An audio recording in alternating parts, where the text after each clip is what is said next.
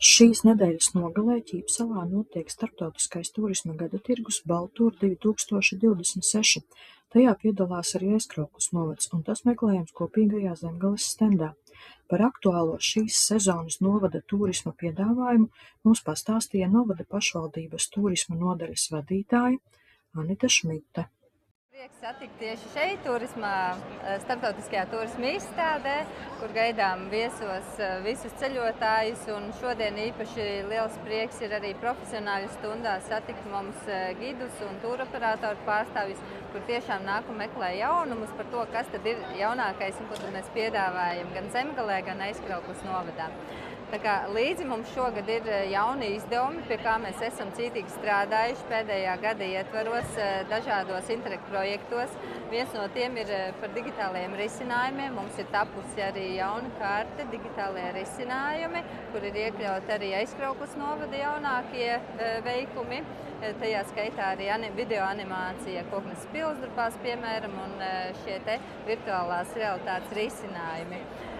Tāpat cītīgs darbs ir bijis pie ūdens turisma maršrutiem, pie maršrutiem Mēmeles un Susējas upēs, kā arī pie maršrutiem Daugavas upē. Tā kā te ir apkopota visa svarīgākā informācija un ieteikumi atpūtai uz ūdens. Un šo materiālu iespējams saņemt, un tāpat arī ar visiem projektu partneriem kopā ir tapusi lielais izdevums maršruti Zemgalē un Augšteitī. Tā kā šie ir tie ļoti vērtīgie materiāli, ar kuriem mēs tiešām ar lielu lepnumu esam atbraukuši uz izstādi. Un tāpat visa kopējā informācija ir pieejama bukletiņā Zemgale aicina. Tas ir tā kopā ar Zemgales plānošanas reģiona un novadiem.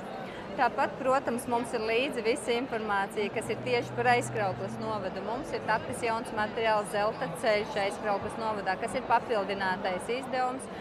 Mēs ļoti lepojamies ar uzņēmējiem, kas arī šogad bija finālisti Zemgales turisma gada balvās, un ar lielu lepnumu stāstīsim arī par viņiem, par šo te maršrutiņu.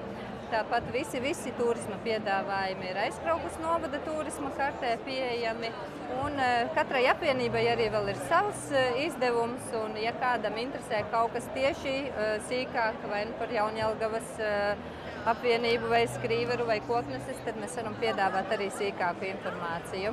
Pastāsti lūdzu par tādiem lielākajiem pasākumiem šajā gadā Aizkraukles novadā. Mums ir ļoti daudz pasākumu, kas priecē, uz kuriem turistiem un visiem viesiem atbraukt. Būs turisma atklāšanas svētki gan Koknesē, kas ieskandinās labā krasta turisma sezonas atklāšanu, gan arī maijā 24. būs jau pagājušajā gadā aizsāktie Sēlijas turisma sezonas atklāšanas svētki, uz kuriem šogad mēs atkal aicināsim ciemos, kur varēs izbraukt gan ar kuģīšiem, gan tirdziņi, gan koncerti. Un būs arī gan mājas kafēnīcas dienas Vidusdaugavā, gan mājas kafēnīcas dienas Sēlijā.